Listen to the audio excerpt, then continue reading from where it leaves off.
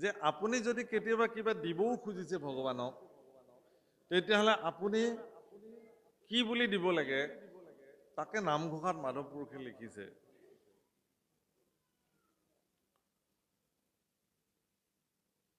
যে হে ভগৱান, মোৰ যিহেতু তোমাক দিবলৈ একোৱে সামৰ্থ্য নাই, গতিকে মই নিজকে তোমাৰ ওচৰত বিক্ৰী কৰিব খুজিছোঁ। নামধন দিয়া মোৰে কিনা বনমালী, দাস পাই নোলোৱা কমন ঠাকুৰালী। মোক তুমি নামধন দিয়া, তোমাৰ যি নামধনে জগত তৰাব পাৰে, সেই নামধন দি মোক তুমি উদ্ধাৰ কৰা, আৰু মোক তুমি লৈ লোৱা চিৰদিনৰ কাৰণে। বিষয়ৰ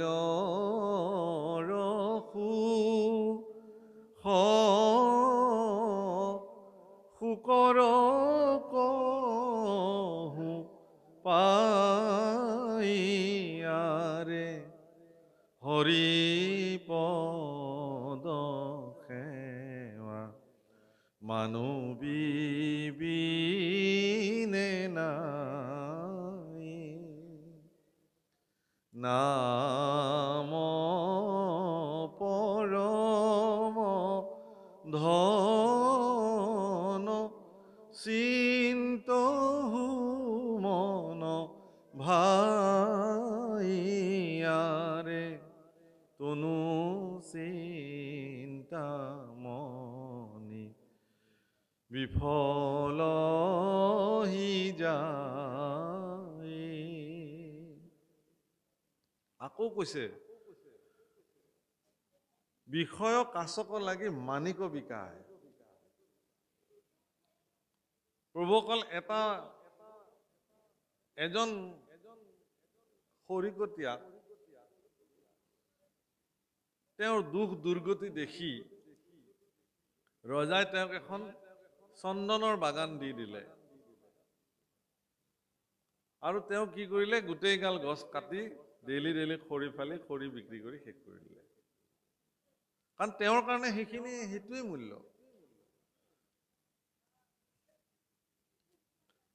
এজনক আৰু গুৰুৱে চন্দন এটুকুৰ দিলে, কাঠ এটুকুৰ দি ক'লে, বোলে এইটো এনেকে ঘঁহি ঘঁহি যি চন্দন লেপন পাবা, সেইটো গাত ঘঁহিব লাগে, সৌন্দৰ্য বাঢ়ে, সুগন্ধি হয়, আৰু মন প্ৰফুল্লিত হৈ থাকে। তেওঁ কেইদিনমান ঘঁহিলে, খুব ঘঁহি শিলত ঘঁহি ল'লে।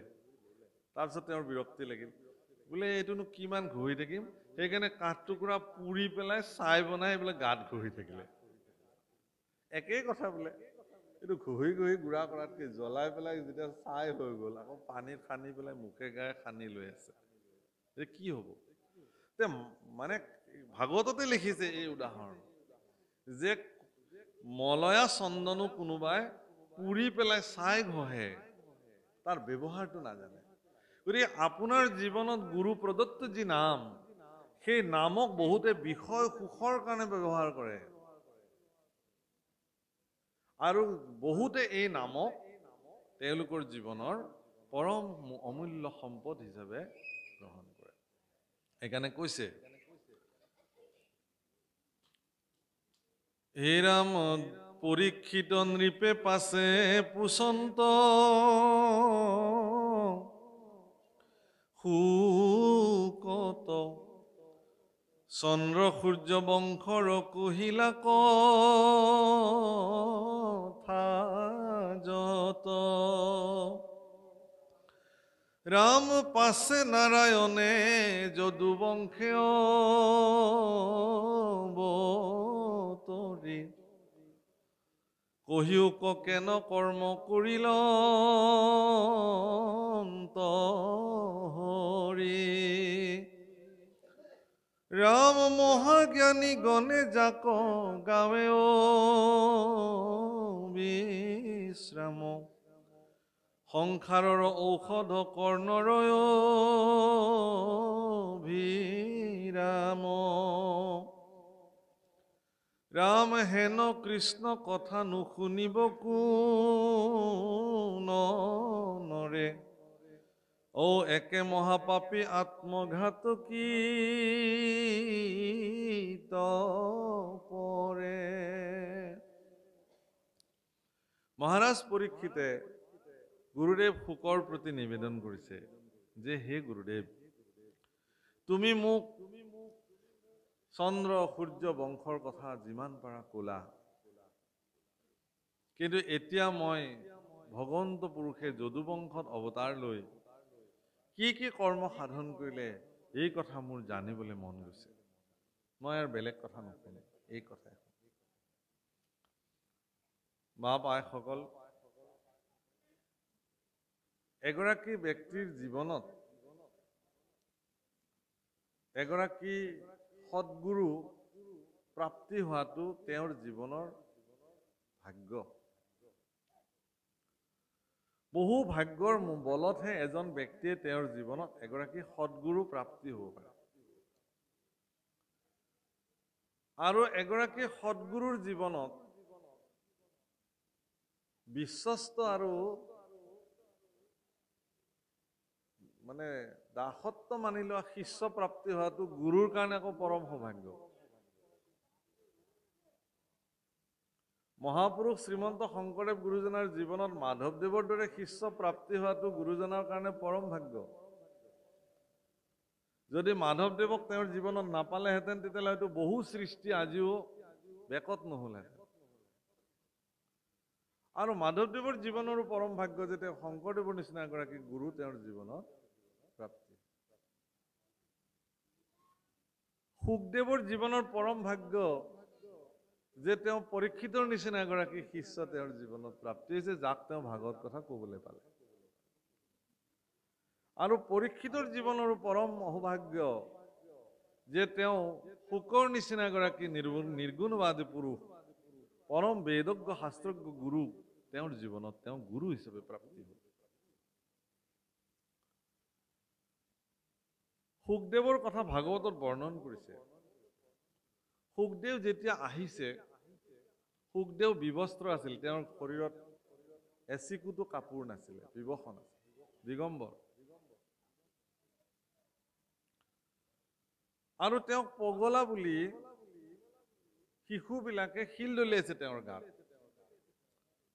গাঁৱৰ শিশুবিলাকে এনেকে শিল চিল দলিয়াইছে। কিন্তু সেই শিশুবিলাকৰ শিলৰ দলি তেওঁৰ শৰীৰত লাগি শৰীৰ ফাটি গৈছে, শৰীৰৰ অনিষ্ট সাধন হৈছে। কিন্তু তেওঁ কোনো ধৰণৰ প্ৰতিক্ৰিয়া ব্যক্ত নকৰি নিজৰ গতিত নিজে নিজে গৈ আছে।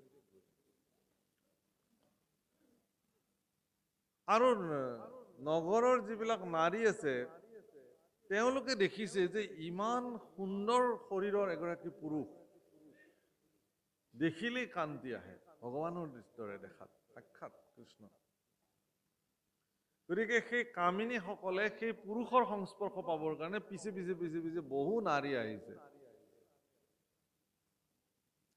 কিন্তু আহি আহি আহি শুকদেৱ যেতিয়া সেই ভৰা ব্ৰহ্মসভাত, ঋষিসকলৰ সভাত, য'ত পৰীক্ষিত বহি আছে, সেই স্থানত যেতিয়া জাজ্জল্যমান অৱস্থাত শুকদেৱ আহি উপস্থিত হৈছে, শুকদেৱৰ শৰীৰৰ পৰা ওলোৱা সূৰ্যসম ৰশ্মি, বিশেষ প্ৰকাশ, জ্যোতিমান আৰু শুকদেৱৰ যি পাণ্ডিত্যৰ প্ৰকাশ, তাকে দেখি শৌনক আদি ঋষিসকলে সকলোবিলাক নিজৰ স্থানৰ পৰা থিয় হৈছে আৰু শংখ ঘণ্টা ভেৰি বজাই শুকদেৱৰ জয় জয়কাৰ কৰিছে। তাৰপিছত সকলোৱে তেওঁক দণ্ডৱত প্ৰণিপাত নিবেদন কৰিছে।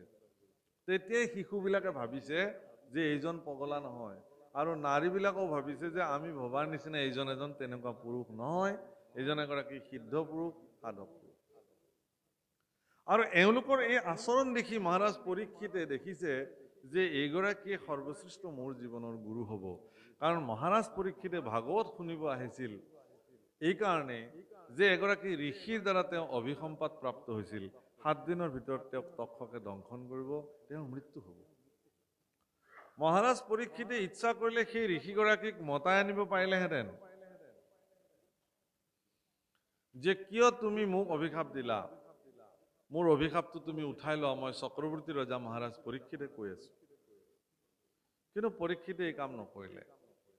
পৰীক্ষিতে বৰং সেই ঋষিগৰাকীৰ প্ৰতি কৃতজ্ঞ হ'ল ক'লে যে হে ধন্য হে ঋষিবৰ, মই কৰা এক অপৰাধৰ উচিত দণ্ড মোক তুমি প্ৰদান কৰিছা। তোমাৰ এই অভিশাপ মই শিৰ পাতি ললো। এই বুলি নিজৰ পুত্ৰক সমস্ত ৰাজ্যভাৰ গোটাই দি বাকলি বসন পিন্ধি তেওঁ গংগাৰ তীৰলৈকে আহি কুশবনৰ আসনত তেওঁ বহিছে। যিজন পৰীক্ষিত অকমান আগলৈকে স্বৰ্ণময় বিৰাট সিংহাসনত চক্ৰৱৰ্তী ৰজা হিচাপে বিদ্যমান হৈ আছিল, সেই পৰীক্ষিতে কিন্তু আজি জীৱনৰ সৰ্বোচ্চ পৰিত্যাগ কৰি কুশবনৰ আসনত গংগাৰ তীৰত বহি কৃষ্ণ চিন্তাত নিমগ্ন হৈছে। সিদ্ধান্ত কেনেকুৱা চাব? এনেকুৱা ত্যাগী পুৰুষ কোন হ'ব পাৰে? ভাগৱতত প্ৰশ্ন হৈছে, সৌনক আদি পুৰুষসকলে পৰীক্ষিত সম্পৰ্কত প্ৰশ্ন কৰিছে যে কি কাৰণত তেওঁ ইমান প্ৰজাবৎসল আৰু জ্ঞানী ৰজা হোৱাৰ পিছতো কিয় তেওঁক ঋষি অভিশাপ দিলে? কিয় তেওঁ তৰুণ কালতে শৰীৰ ত্যাগ কৰিবলগীয়া হ'ল? দ্বিতীয় প্ৰশ্ন। তৃতীয় প্ৰশ্ন কৰিছে যে দেৱৰ দুৰ্লভ সুখদেৱ মহামুনি তেওঁক গুৰু হিচাপে পৰীক্ষিতে কেনেকে প্ৰাপ্তি হ'ল? সৌনক প্ৰমুখে ঋষিসকলে এই প্ৰশ্ন কৰিছে। প্ৰভুসকল, মহাৰাজ পৰীক্ষিতে সকলো পৰিত্যাগ কৰি গংগাৰ তীৰত যেতিয়া বহিছে, তেওঁক সৌজন্যতামূলক সাক্ষাৎ কৰিবলৈ অহা প্ৰতিগৰাকী ঋষিক তেওঁ সুধিছে যে ম্ৰিয় মানস্য কিম কাৰ্যম, মৃত্যুমুখী লোকৰ কি কাম? এটাই প্ৰশ্ন মাত্ৰ, আৰু এই প্ৰশ্ন সমস্ত জগতৰ কাৰণে সাৰ বুলি ভাগৱতত উল্লেখ কৰিছে। পুছিলাহা যিটো কথা সংসাৰতে সাৰ। হে পৰীক্ষিত, তুমি যিটো প্ৰশ্ন কৰিছা এই প্ৰশ্ন সমস্ত সংসাৰৰ কাৰণে সাৰ। মৃত্যুমুখী লোকৰ কি কাম, এইটো সাৰ প্ৰশ্ন জগতৰ। সাৰ প্ৰশ্ন। কিয়? যে আমি সকলোবিলাক মৃত্যুমুখী, কেৱল পৰীক্ষিত মৃত্যুমুখী নহয়। শনি, ৰবি, সোম, মংগল, বুধ, বৃহস্পতি, শুক্ৰ এই 7 দিনৰ ভিতৰত সময়ৰ তক্ষকৰ দংশনত আমি চববিলাক যাব লাগিব এইখন জগতে, কেৱল পৰীক্ষিত নহয়। গতিকে সেই পৰীক্ষিতে 7 দিনৰ ভিতৰত যিজন পৰীক্ষিতে আহি কৈছে যে মই মৰিলো মৰিলো মৰিলো, মোৰ কি হ'ব এতিয়া? সেই পৰীক্ষিতে দ্বাদশ স্কন্ধত কি বুলি কৈছে যে হে গুৰুদেৱ, মই তৰিলো তৰিলো তৰিলো। তাৰমানে ভাগৱত মৰিলোৰ পৰা আৰম্ভ হয় আৰু ক'ত শেষ হয়? তৰিলোত শেষ হয়। সেইকাৰণে মনুষ্য জীৱনত যিসকল ব্যক্তিয়ে মৰিলো বুলি ভাবে তেওঁ ভাগৱত শুনক, তেওঁ নিজে ক'ব এদিন যে মই তৰিলো, ভাগৱতে মোক তৰালে। অৰ্থাৎ মানৱ জীৱনৰ শ্ৰেষ্ঠ তৰণী যাৰ নাম ভাগৱত, বৰিষ্ঠম সৰ্বশাস্ত্ৰাণম, সমস্ত শাস্ত্ৰৰ ভিতৰতে ই সৰ্বশ্ৰেষ্ঠ শাস্ত্ৰ। যস্মিন শাস্ত্ৰে পুৰাণে বা হৰি ভক্তি ন দৃশ্যতে শ্ৰুতব্যম নৈব তৎশাস্ত্ৰং যদি স্বয়ং ব্ৰহ্মাৱদেৱ। সেইকাৰণে ভাগৱত শুনাৰ কথা কৈছে, কাৰণ ভাগৱতে আপোনাক সেই অৱস্থাটোলৈকে লৈ যাব পাৰে য'ত আপুনি তৰিব পাৰে। মহাৰাজ পৰীক্ষিতে সমস্ত ঋষিসকলক সোধা প্ৰশ্নৰ উত্তৰত ঋষিসকলে কৈছে যে তুমি আমুক কৰা, তামুক কৰা, তামুক কৰা, তামুক কৰা, চব ৰাস্তা দিছে। এতিয়া পৰীক্ষিতে সুধিছে যে এইবিলাক কৰিলে মোৰ ঋষি সাপটো ব্যৰ্থ হ'বনে নাই? বোলে নাই, নহয়। ঋষিৰ শ্ৰীমুখে ওলোৱা বাণী আজিলৈকে কেতিয়াও নস্যাৎ হোৱা নাই। হে মহাৰাজ, তোমাৰ শৰীৰতো ঋষি সাপ সৰ্বদা প্ৰতিফলিত হ'বই। বোলে তক্ষকৰ বিষ যন্ত্ৰণাত ছটফটাই মৰিব লাগিব, বিষ যন্ত্ৰণাৰ পৰা মুক্ত হোৱাৰ কিবা উপায় আছে নে নাই? নাই। তক্ষকে দংশিলে বিষ যন্ত্ৰণা পাব। তক্ষকডাল নেদেখাকে মৰিব পৰা যাবনে নাই? বোলে নাই নাই, তক্ষক আহিলেতো তুমি দেখিবাই। কিন্তু একেখিনি প্ৰশ্ন যেতিয়া সুখদেৱে সুধিলে, সুখদেৱৰ তাতে যেতিয়া সোধা হ'ল, ইয়াৰ উত্তৰ কিন্তু সুখদেৱে বেলেগ ধৰণে দিছে। বোলে ম্ৰিয় মানস্য কিম কাৰ্যম, মৃত্যুমুখী লোকৰ কি কাম? বোলে শ্ৰৱণ কীৰ্তন কৰা। বাহ, কেনেকে? বোলে এইটো কলিকাল। হৰে নাম হৰে নাম হৰে নাম হৈব কেৱলম কলো নাস্তি নাস্তব্য নাস্তব্য গতিৰন্যথা। কলিকালত হৰিনাম ব্যতিৰেক আৰু অন্য গতি নাই, যুগ ধৰ্ম। গতিকে ইয়াত তুমি হৰিনামেই শ্ৰৱণ কীৰ্তন কৰিব লাগিব। বোলে ঋষি সাপ ব্যৰ্থ হ'বনে নাই? বোলে নহয়। তক্ষকৰ বিষ যন্ত্ৰণৰ পৰা মুক্ত হ'ম নে নহ'ম? বোলে যদি তোমাক দংশন কৰে তেতিয়াহ'লে মুক্ত নোহোৱা, কিন্তু তোমাৰ শৰীৰটোক যদি কেৱল দংশন কৰে তেতিয়াতো তুমি নোপোৱা। তখকডাল নেদেখাকে মৰিব পৰা যাবনে নাই? বোলে যদি তোমাক দংশন কৰে তুমি দেখিবা, তোমাৰ শৰীৰটোক যদি দংশন কৰে, তাৰ আগে আগে যদি তোমাৰ শৰীৰৰ পৰা তুমি তোমাক পৃথক কৰিব পাৰা, তেতিয়াহ'লে তখকডাল দেখাৰ প্ৰশ্নই নাই। তাৰমানে গুৰুদেৱ মই বেলেগ আৰু মোৰ শৰীৰটো বেলেগ নেকি? এৰা, তুমি বেলেগ, তোমাৰ শৰীৰটো বেলেগ। শুনি লওক প্ৰভুসকল, আপোনালোক বেলেগ, আপোনালোকৰ শৰীৰটো বেলেগ। আপোনালোকৰ প্ৰত্যেকজনৰ এটা এটা নাম আছে। এতিয়া মই সুধি গ'লে একমূৰৰ পৰা আপোনালোকে নিজৰ নিজৰ নামবিলাক ক'ব, পৰিচয়টো দিয়ক বুলি ক'লে নিজৰ নামটো ক'ব। বিষয়ী দৃষ্টিতহে আপোনাক পৰিচয় সুধিলে আপুনি নাম ঠিকনা ক'ব, কিন্তু যদি আধ্যাত্মিক দৃষ্টিৰে কোনোবাই আপোনাক পৰিচয় সোধে তেতিয়াহ'লে এটাই নাম হ'ব চবৰে, সেইটো হ'ল মোৰ নাম আত্মা। চবৰে, হৰি যদু মধু জগদীশ সকলোৰে নাম এটাই, সেইটো হ'ল আত্মা। তাৰমানে কি, এই শৰীৰটো অবস্তু, কিন্তু ইয়াৰ ভিতৰত থকা যিটো আত্মা শক্তি সেইটো বস্তু। কিন্তু জাগতিক জগতৰ মায়াৰ এনেকুৱা প্ৰচণ্ড প্ৰভাৱ যে সেই প্ৰভাৱৰ ফলত এই বস্তুটোক ঢাকি অবস্তুটোকে বস্তু বুলি দেখুওৱা হৈছে। এইটোকে মায়া বুলি কয়। অবস্তুক দেখাও অন্ত বস্তুক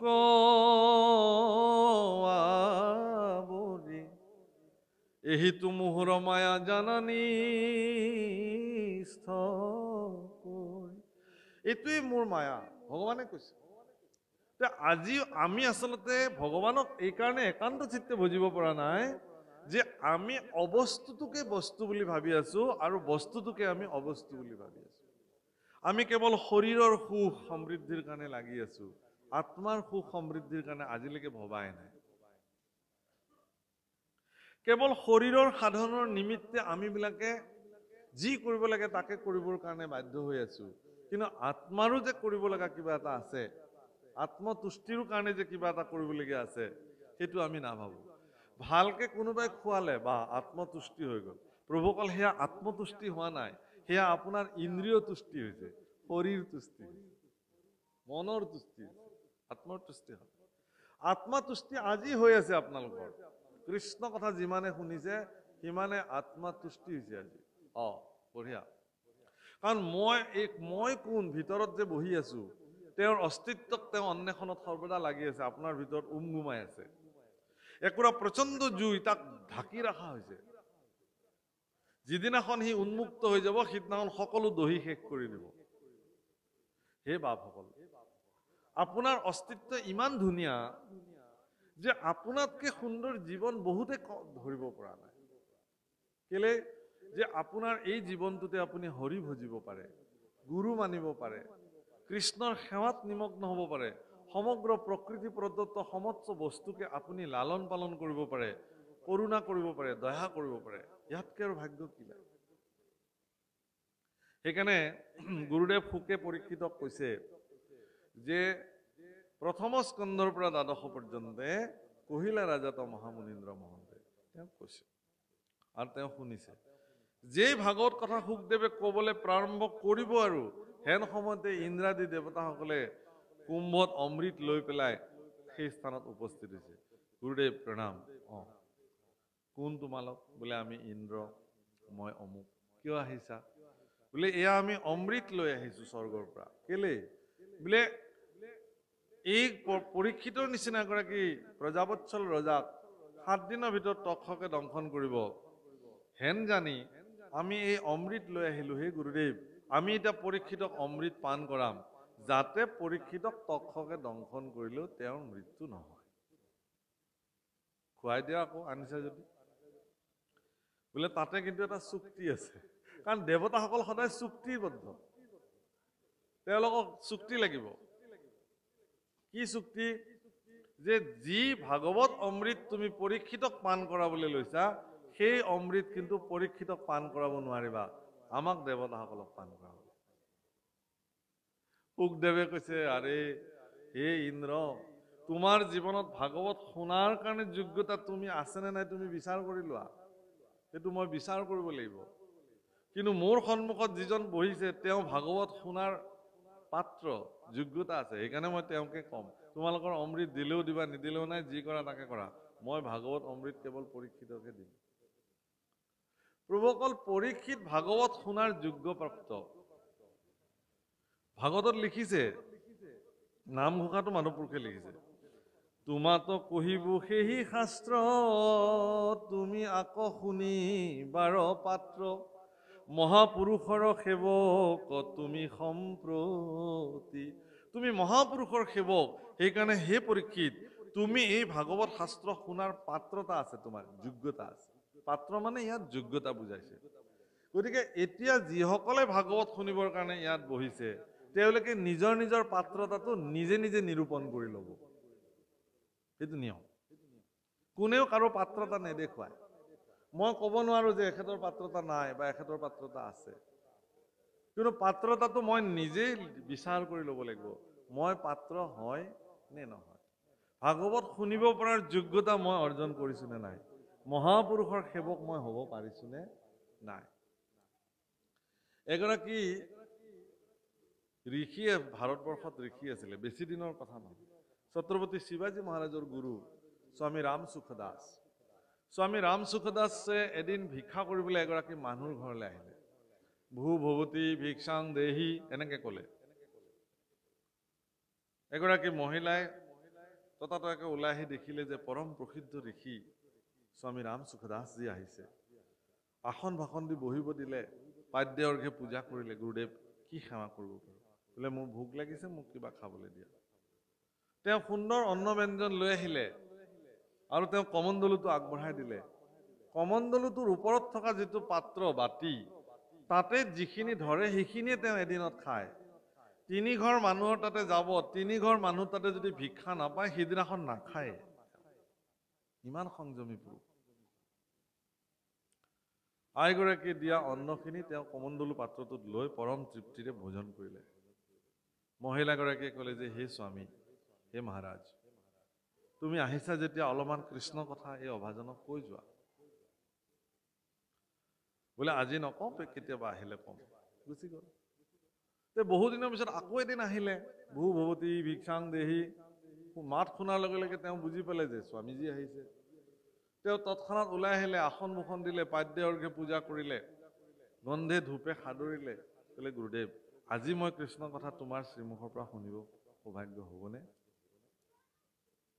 বোলে আগতে খাবলৈ দিয়া। অন্ন ব্যঞ্জন লৈ আহিলে, কমণ্ডলুটো আগবঢ়াই দিলে। আজি কিন্তু তেওঁ কমণ্ডলুটোত অন্ন দিবৰ কাৰণে আইগৰাকী প্ৰস্তুত নহয়। কৈছে হে স্বামী, তোমাৰ কমণ্ডলু পাত্ৰটো বহুত লেতেৰা হৈ আছে, সেইটো পখালি লোৱা, নহলে মোকে দিয়ক, মই পখালি দিম। বোলে একো নহয়, দি দিলে হ'ল, মই খাম। বোলে নাই নাই, বহুত লেতেৰা, কিবা কিবি পৰি আছে এইবোৰ। একো নহয়, মইহে খাম, দি দিয়া। তেওঁ নেৰে, আইগৰাকী নিদিয়ে। কিয় নিদিয়া তুমি মোক ইয়াতে? বোলে চাওক গুৰুদেৱ, মই বৰ কষ্টকে এইখিনি বনাইছো তোমাৰ কাৰণে, গতিকে এইটো লেতেৰা পাত্ৰত দিয়াৰ লগে লগে মই ইমান কষ্টৰে বনোৱা অন্নখিনি তৎমুহূৰ্তত লেতেৰা হৈ যাব। ধন্য। তুমি যে মোক কৈ আছা কৃষ্ণ কথা ক'ব লাগে, কৃষ্ণ কথা ক'ব লাগে, ময়ো মোৰ জীৱন জোৰা সাধনেৰে কৃষ্ণ কথা অৰ্জন কৰিছো। এতিয়া তুমি পাত্ৰটো ঠিকে আছানে নাই এইবোৰ ল'বৰ কাৰণে মই কেনেকে জানিম? মোৰ পাত্ৰটো, কমণ্ডলৰ পাত্ৰটো বাহ্যিক দৃষ্টিৰে তুমি দেখিছা। এতিয়া তোমাৰ যিটো পাত্ৰ, য'ত কৃষ্ণ কথা মই এতিয়া থওঁ, সেই পাত্ৰটো কিমান শুদ্ধ, তুমি ইয়াৰ পাত্ৰ হৈছা নে নাই, এইটো মই কেনেকে জানিম? সিদ্ধান্তটো তুমি দিব লাগিব না মোক এতিয়া। সেইকাৰণে প্ৰভুসকল, আজিকালি দেখা যায় যে দেখাক দেখি আমি ধৰ্ম কৰোঁ, ভাগৱত পাঠ পাতো, কিন্তু আমি সেই ভাগৱত শুনিবৰ কাৰণে নিজক প্ৰথমতে পাত্ৰতা কৰি তোলো নে নতুলো, এইটো কিন্তু বহুত ডাঙৰ প্ৰশ্ন আজিৰ তাৰিখত। যদি কোনোবা এখন গয়া ৰাইজে বা কোনোবা এটা অনুষ্ঠানে যদি ভাগৱতৰ আয়োজন কৰে, প্ৰথমতে তেওঁ যিটো অঞ্চলত ভাগৱত পাঠৰ আয়োজন কৰিব, সেই অঞ্চলৰ ব্যক্তিসমূহে নিজক ভাগৱত শুনাৰ কাৰণে প্ৰথমে পাত্ৰ কৰি লোৱাৰ প্ৰয়োজন আছে। তাৰপিছতহে এই অনুষ্ঠানটোৰ আয়োজন কৰিব লাগে। বহুত ডাঙৰ কথা। নহ'লে সি অনৰ্থক হ'ব। অপাত্ৰত পৰাৰ লগে লগে সেই যেনেকে কমণ্ডলুটো লেতেৰা হৈ আছিলে, তাত শুদ্ধ অন্ন দিলেও সি লগে লগে অশুদ্ধ হৈ যাব। গতিকে মহাপুৰুষৰ সেৱক নোহোৱাকে, একান্ত চিত্তে নিজকে যোগ্য পাত্ৰ হিচাপে অনুশোচনা নকৰালৈকে ভাগৱত কথা তেওঁ শ্ৰৱণ কৰিলেই যেনিবা তাৰ পৰা তেওঁৰ কি উপকাৰ হ'ব সেইটো তেওঁ নিজেহে জানে। সেইকাৰণে গুৰুদেৱ শুকে পৰীক্ষিতৰ পাত্ৰতাটো জুখি চাইছিল। দেৱতাসকলকো নস্যাৎ কৰিছিল যে ইন্দ্ৰাদি দেৱতাসকলে যি শাস্ত্ৰ শুনাৰ যোগ্যতা অৰ্জন কৰা নাই, সেই যোগ্যতা কিন্তু এগৰাকী পৃথিৱীৰ লোক, এগৰাকী ৰজা হৈও মহাৰাজ পৰীক্ষিতে কিন্তু সেই যোগ্যতা অৰ্জন কৰিছিল। আৰু সেই যোগ্যতাৰ ভিত্তিত পৰীক্ষিতে আজি শুকদেৱক কৈছে যে তুমি মোক আৰু বেলেগ কথা ক'ব নালাগে। কৃষ্ণ পুৰুষে পৃথিৱীত জন্মগ্ৰহণ কৰি আবিৰ্ভাৱ লৈ দৈৱকী নন্দন কৃষ্ণ হিচাপে কি কি কৰ্ম সাধন কৰিলে এই কথা মোৰ জানিবলৈ মন গৈছে। বাপসকল, কৃষ্ণৰ জন্মৰ যি কথা, কৃষ্ণ জন্মৰ যিসমূহ লীলা, এই লীলাসমূহ দশম স্কন্ধত যি ধৰণে বৰ্ণিত হৈ আছে, সেই বৰ্ণিত লীলাসমূহ যদি কোনোবা একান্ত চিত্তে শ্ৰৱণ কৰে তেওঁৰ জীৱন ধন্য হৈ যায়।